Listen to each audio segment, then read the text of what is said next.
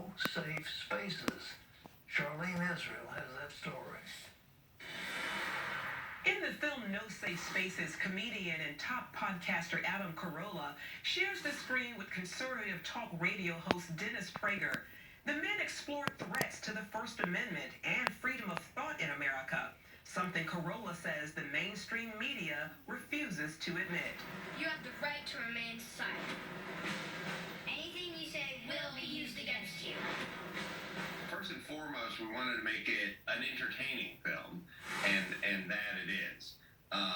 But it has a lot of perspective from both sides of the aisle, and some pretty interesting stories that maybe the news didn't exactly fully cover.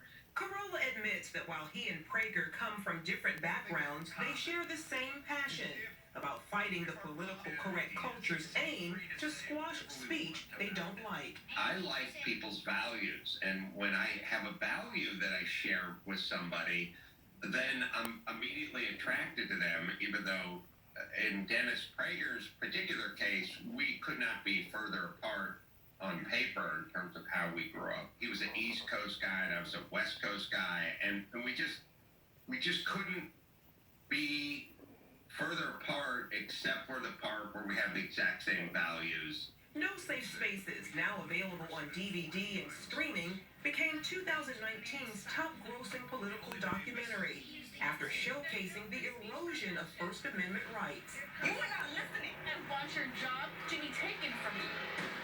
A protest has turned violent in California, Berkeley. This is why we're fighting for the soul of America. Carolla also points out how this generation has been trained to hate alternative options, despise debates, and unleash anger on any opposing views. Our free speech used to be, if you don't like something that your congressman is doing or saying, or the principal of the school or the police captain, then we're allowed to speak up and voice our disagreement. And that was kind of what free speech was based on. That part of free speech, it has not only not been altered or changed, it's been turbocharged. He says the purpose of free speech isn't about stifling voices, including those with whom you disagree. The part that we didn't understand about the free speech is comedians making jokes, professors sticking to their guns, parents saying, I don't want this subject brought up in school. We didn't know those people were going to be shut down. We put it in place so we could speak our truth to power, not so we could get folks fired from their jobs. The documentary also features backlash faced by comedians such as Tim Allen and Kevin Hart for comments seen as crossing free speech boundaries. Kevin Hart has stepped down from hosting this year's Oscars. Anything you say that we don't like will be used to shut you up. Hart's decision came after liberal outrage over old tweets that included comments on homosexuality. Carolla sees his job as making people laugh, even if it makes some mad in the process. I have one truth. It's the truth as I know it, and that's what I'm going to say, because at the end of the day, I'm a comedian.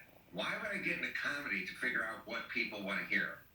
That sounds like the opposite of comedy. How about I say what I want to say? He calls the film an eye-opener for all Americans. I think it's the kind of thing that's important to watch with your kids as well. You got probably 11 and up or something like that, but it's a good thing to know. You can agree with all of it. You can disagree with some of it or most of it. It doesn't really matter. You should still Wow, right in her face. Meanwhile, Carolla says he is not That's afraid of crazy. speaking his mind and urges others to not be afraid about speaking out for what they believe. Their power That's is true. your fear. And they don't have any actual power. Their power is you're scared of them. Once you speak up and you stay the course, they leave you alone. There's nothing they can do. They have no dominion over you. The dominion they hold over you is your own personal fear. Charlene Aaron, CBN News. Facts.